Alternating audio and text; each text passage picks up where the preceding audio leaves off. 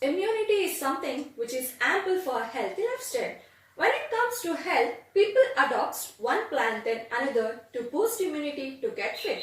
However, along with exercise and diet, there are many more other things too, which must be included in your diet to boost immunity.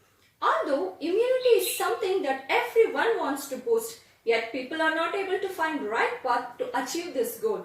There are many drinks and drugs to accomplish this task, but something which is natural is beneficial for health and as well as friendly towards pocket.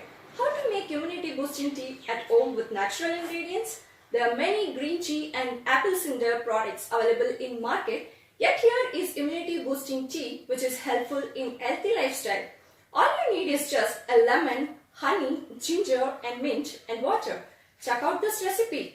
1 cup of ginger, 1 lemon, 15 to 20 mint leaf, 2 tablespoons of green tea, loose leaf, 6 cup of water. Raw honey is an optional.